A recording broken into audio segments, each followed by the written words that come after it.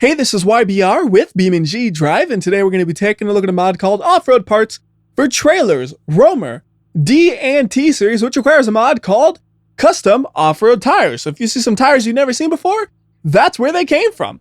So let's go ahead and grab a D series, and you can see there are 5 new options here. We got the very, very small diesel, the big bad diesel, the bigger, badder diesel, and then the small bad diesel. You thought it would be like the biggest, baddest? No, the small bad diesel now. We got the tractor, and we're going to be starting with the small bad diesel because that's the most normal version of the vehicle, and then we're going to go to the more ridiculous ones afterwards. So on this thing, we got a few cool parts. First off, we have a light bar that really makes things bright. So let me show you how bright things can get. We're going to go to the environment, and we're going to make it dark. And you see it's still very, very bright in front of us with that light bar. This is normal lights. This is ridiculous light bar. It's so bright. Here, even more comparisons. Let's get a regular D series out here. And we're going to put the high beams on that. And then we're going to compare the high beams of a regular car to the crazy light bar. So this is, believe it or not, that is high beams, I don't think. Yeah, that's high beams. I had to double check. Okay. So regular vehicle with high beams on. Light bar! That thing is so bright. All right, now let's get it back to daytime, and we'll remove the other vehicle, and then we'll go ahead and get to driving this thing. So you are no longer needed. Get out of here. And now we're ready to go. We're going to keep the light bar on because we can. Although there are more things than just the light bar I should probably talk about. But you know what?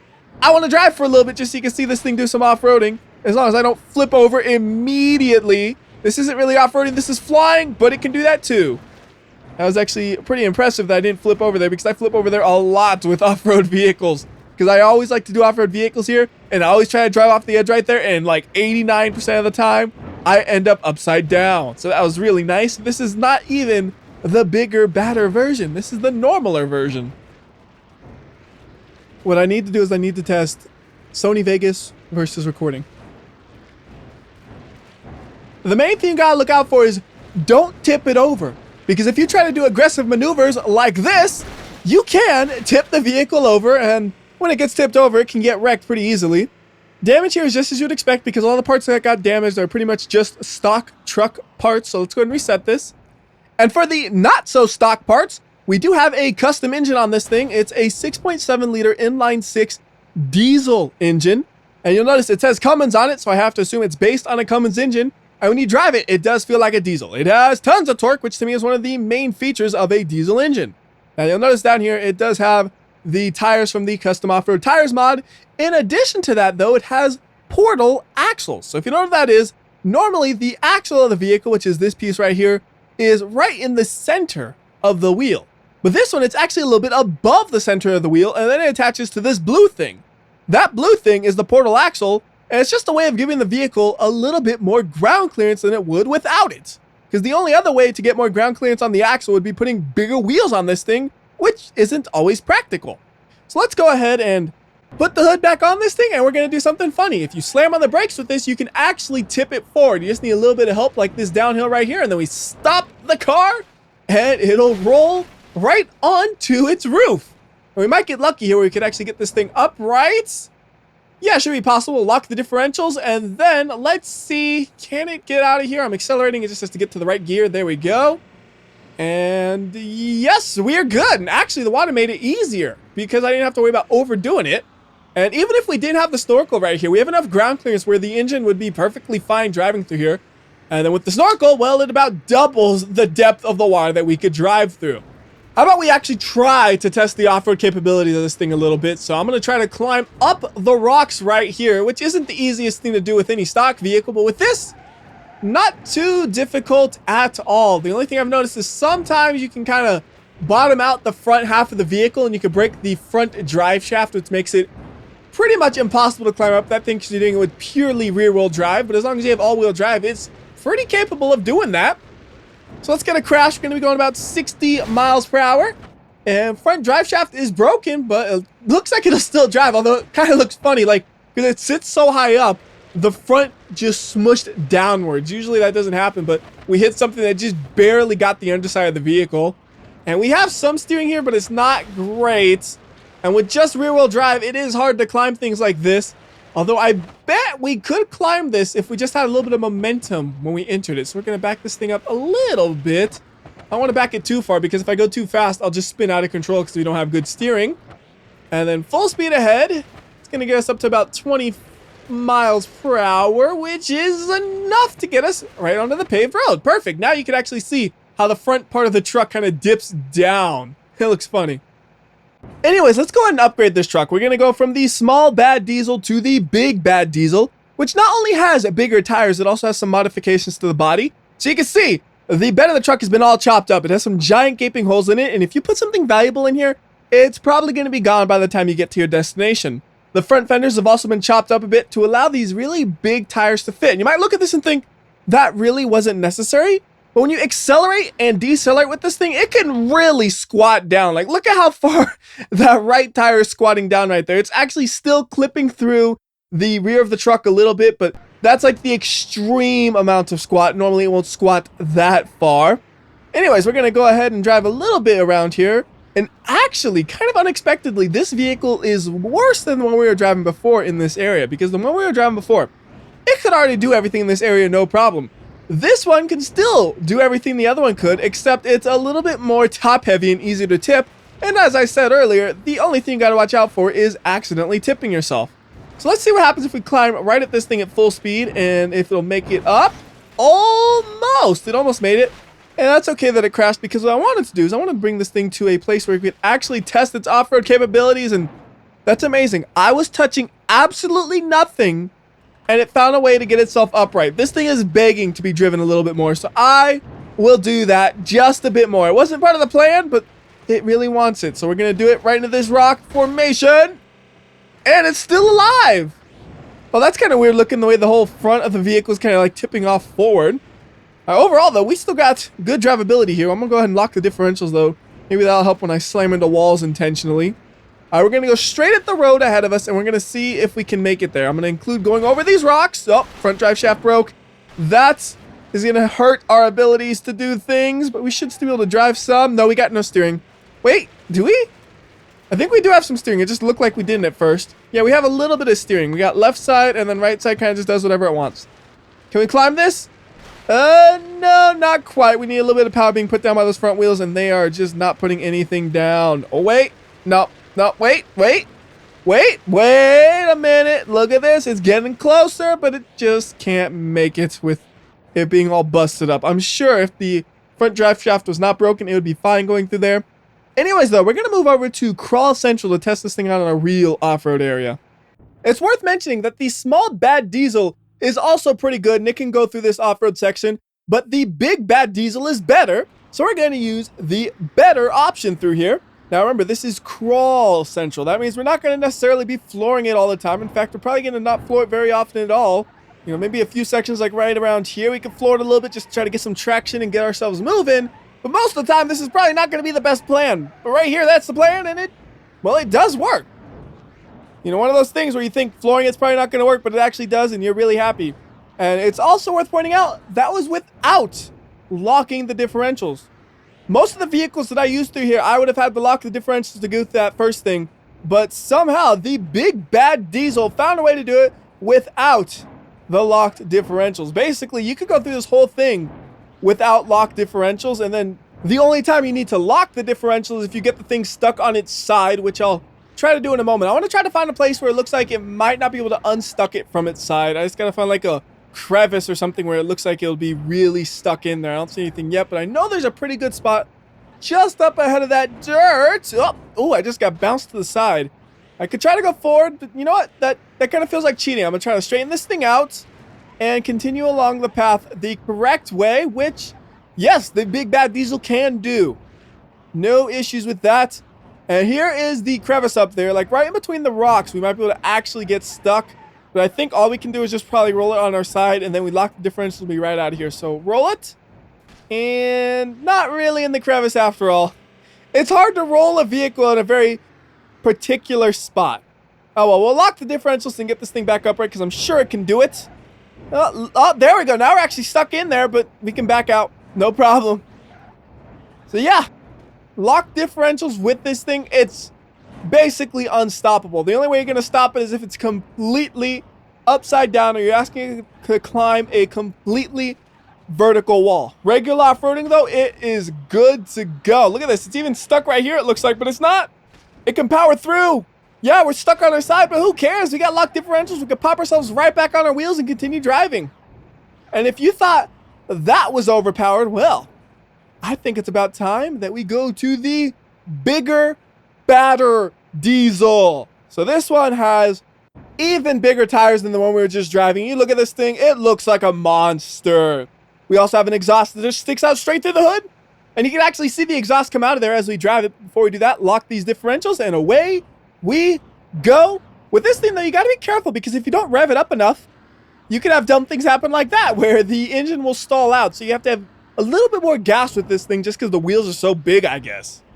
But we made it over that first thing without any problem. And you already know it's going to make it through the rest of this area without any problem. If the smaller one could do it, this one can too.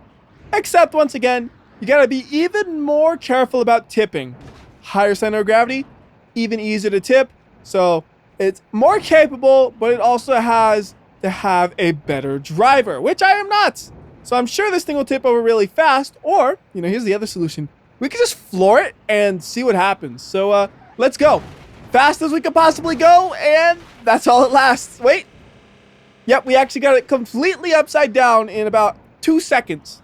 I don't think this floor it all the time plane is really going to work out, and it's it's going to do a funny maneuver right there, but it's not going to work out. Let's get out of this area with regular driving real quickly, and then we'll floor it again and see what happens. So flooring it, and oh goodness. Yeah. It's so easy to tip this thing. It's crazy. Like, I'm gonna floor it one last time. Here we go. Oh, we actually got a little bit, and we are once again tipping. We could get this thing upright, but I am done with this. I want to try driving this thing over some other cars. So we're gonna move over to grid map. First, let's decide what car we're gonna crush. So let's go with an ETKK series. Oh, we'll even get the highway police version. That way we can show that not even the police can stop a truck that is this big, this bad, and this diesel. I assume this thing should have no problem whatsoever climbing over their car, but I want to give it as much help as possible. So we'll lock the front and rear differential, and then we are ready to go. And I want to try climbing over them in a few different ways. We're going to start off doing a real slow maneuver. We're going to like roll into them, and then once we make contact, we're going to crawl right over them. Perfect. So that was real easy. That took no effort whatsoever from the truck. And let's take a look at this car.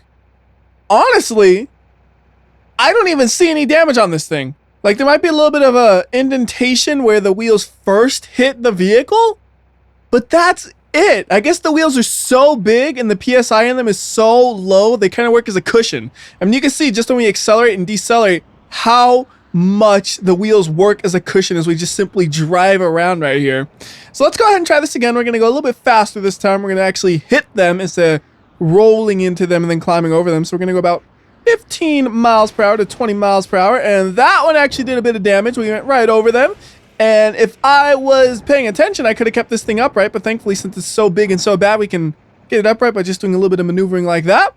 And then taking a look here, that one actually did some damage to them. They got their front fender messed up, their hood messed up, and they lost the light bar, and the doors messed up. Most of the damage came from the impact, though, it looks like, versus crawling over them. The crawling over them didn't actually do too much, it seems like. So here we go, about the same speed as last time, maybe a little bit faster. And, uh-oh, we have a tire deflating right here. Now I'll take another look at their car. And we got similar damage on this side to the last time, it looks like. We actually got a little bit of roof damage now. Give them a fresh car. Give myself a fresh truck, and we're going to hit them at a higher speed this time. We'll try to hit them around 20 miles per hour. I think that'll be a good speed to try to go for. Just got to make sure we don't accidentally tip over, just trying to get to their vehicle. All right, we're good to go.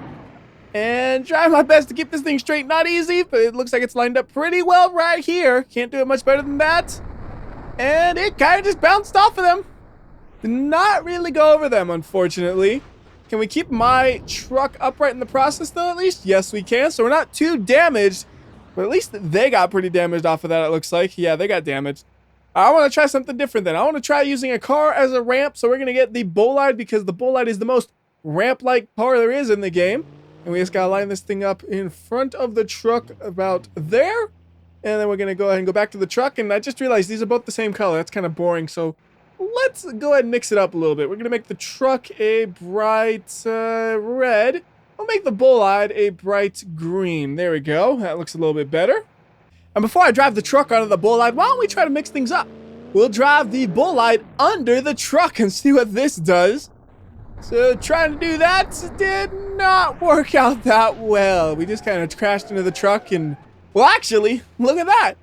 I win the fight. They flipped over. I just got some minor damage and it should be drivable. Let's go and reset these though. And now we'll actually try driving the truck into the bolide. We'll park it right about there. And we'll go to the truck and target is acquired. We are pretty much perfectly aligned as far as I'm concerned. And let's see, can we use them as a ramp? The answer is yeah. Yeah, we can, kind of. They moved a little bit when I made an impact on them, but they popped me in the air nicely. And let's see, can I recover this thing? Yeah, we're good to go. And it looks funny with that really tiny wheel, doesn't it? Wouldn't it be cool if the truck had all little tiny wheels like that? Guess what? We'll be having that very, very soon, but I want to do a little bit more testing with this version of the truck. I want to do a little bit like suspension tests, like where we do jumps and stuff and see how it performs there. So big jump right there. And the suspension did surprisingly well, considering it has one tire busted.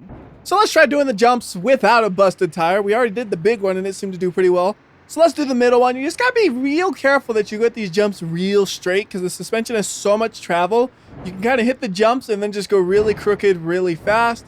That was a nice straight jump and it handled it without any problem at all. Like, it just keeps on going, and I don't think there's any problem with the way it's driving at the moment. Yeah, it's driving perfectly straight. So we'll keep on doing some jumps. That one's a little bit more extreme, but I can keep it upright by bouncing all over the place. We'll finish it off with the big old mountain over here. I don't think it'll be able to keep itself upright here, but we might be able to get some air out of it. Here we go. A little bit of air, and yeah, definitely not keeping itself upright. It is in a roll now. And it is upside down, so we'll go ahead and reset it. And then the final thing we're going to be doing with it is a quick suspension test because I want to see how well does this thing do with the giant suspension setup, and that is amazingly smooth. It's like it's not even a suspension test of this thing. Just as I expected. That's probably the smoothest suspension test you'll ever see in BeamNG.drive. And then we'll go ahead and finish the truck off. And now we're going to go to a different version of the truck. We're going to go to the very, very small diesel. So there's all kinds of different diesels. You just got to find the one that's right for you. And maybe the very, very small diesel is the one that's right for you. Or maybe it's not. The thing I love about this, though, is it even has the portal axles on this thing. The tiny itty-bitty wheels, it has that. And it's drivable. As ridiculous as it looks, you can actually drive this thing. And since the wheels are so small, they have very little traction. So you can't really easily tip this thing over like the other versions. Like, you can pull the e-brake and slide it around and it's gonna stay very, very grounded. It just doesn't steer very well because the tires are so small, unfortunately. Although I'm looking at that suspension test and I think it would actually do pretty decently. Yeah, that's not bad at all. It's doing pretty good because it still has the monstrous suspension we saw on the other ones. And now we're flying in the air. There's no way it's going to survive this unless it lands on its roof perfectly, and it landed on suspension perfectly to ruin it. So a quick look at the damage before we reset this thing, and then we're going to try to do some off-roading. So let's go ahead and lock both of the differentials, and we'll see just how off-road capable this thing is with its itty-bitty tires. Just going over a mountain like this, no issues there. My main concern is something like these rocks. This is going to be a little bit more difficult, I assume, because it just doesn't have the clearance to really go over them easily. Yeah, like right there, smacking into the rock, smacking into it, just got to floor it to get over it. I guess it kind of works. What about going downhill? Not like that. Not like that. It's not going to work. And now we're in the mud. And the mud has actually maybe immobilized us. Let's see, is the vehicle damaged? No, we are completely stuck in the mud. We need something that'll get us out of the mud. So how about we go to the last version of the vehicle that's available, which is the tractor version. This isn't the ideal vehicle to get out of here because it is just rear-wheel drive, but the tires in the rear are big enough where I think we should be able to get out of here without too much issue. Maybe give it a little bit of steering left and right to get it going, and we are free. So now you can actually see what this thing looks like. In the front, it has the suspension of a normal pickup truck. In the rear, it has the suspension of the pickup trucks that we've been driving throughout this whole video. And when you look at it, it really does look like a tractor having that crazy setup on it. So let's go ahead and find something to crash this thing into. It might be a little bit different looking than a normal crash because the front is so downward angled. I don't know if it'll be a significant difference, but we're going to hit this thing at about 80 miles per hour. We're going to see what it looks like. Get a little bit of slow-mo going. And, ooh, I see the engine really moving right there. And it just real nicely kind of gets itself stuck like that. Yeah, it's not going anywhere. So let's bring this thing back onto its wheels so we can take a closer look at the damage. Can't see much right now. All right, now, on the inside, you can see the engine is coming right into the driver's compartment. A little bit different than normal, I think. Yeah, you look at this, it's definitely different. It's not like hugely different, but it is different. As for drivability, this thing is actually pretty decent in that regard because it's more normal than anything else we've driven. As ridiculous as it looks, it drives the most normal. The other ones, you always had to worry about them tipping over. This one, though, it's pretty grounded. You don't have to worry about it tipping over much at all. You can swing it back and forth like this, and you do get a little bit of lift, and you can tip it over, but it's not nearly as easy as the other ones, especially considering it only has rear-wheel drive, so it kind of makes it where you can't do some of those stupid, ridiculous things you could do with the other one to get it to roll over. And it really is easy to roll over the bigger, badder diesel and the biggest, baddest diesel. Like, I didn't really show it off properly, but I gotta show you just how stupidly easy it is to accidentally or intentionally roll over the bigger, badder diesel. I call it the biggest, baddest diesel because that's what it is, but I guess it's just the bigger, badder diesel. So getting out of here, though, this should be a breeze for it. Yeah, no problem there. Now watch this. We're gonna go about 40 miles per hour, slam on the brakes, and we do a complete roll. Like the other one, I needed a little bit of help. I needed like a downhill and such. This one, a perfectly flat surface is enough to roll it over, but you can have some fun with that fact. If we lock the differentials and put this in the manual mode, you can do some dumb things. So for example, we slam on the brakes and then put into reverse, and you can kind of keep the wheels up in the air a little bit. That was a less than great attempt. Just give me a second to get the timing right. So try this again. We accelerate a bit, and then we're gonna slow it down, shift to reverse, and that's what I want to do. And you can just kind of hold it like that for a little bit until eventually something's gonna go wrong. Either you roll over because you're going too fast, or you just lose the ability to stay upright. Like if we try to go as long as we can, that's gonna be it right here, and eventually we're just gonna roll over because it's so easy to roll this thing over already. And when you're doing it on two wheels, it's even easier. You can kind of do a wheelie with this thing as well, but it definitely feels like it excels at doing the rear lifting up because there's a lot of weight in the front of this vehicle and there's no weight on the rear, so that's why the rear is so much easier to lift up. If you really want to do the front lifting up, you can totally do that. You just go in reverse, and then you're going to go ahead and put the first gear, and you see it does a little bit of a wheelie, but I can't seem to maintain it as well. It's just the way the weight transfers. It's a little bit harder to control it, but it definitely is possible if you really want to do that. So like right here, here's another one, kind of just up on three wheels. Just keep it level. And let's see how badly we can destroy this thing just by rolling it over. We want to go pretty fast, and then we just roll. Oh, it's still up right there as the roll. Okay, that is actually a real serious roll right there. It completely ruined the rear suspension, but I think the front's actually still good. Yeah, if we can still pull this thing along with the front, can we still roll it again, though? That's the question. The answer is yes, we can still roll it again. Although that looks like it's going to be the last one because the truck is stuck, and I think that's going to be it for this truck.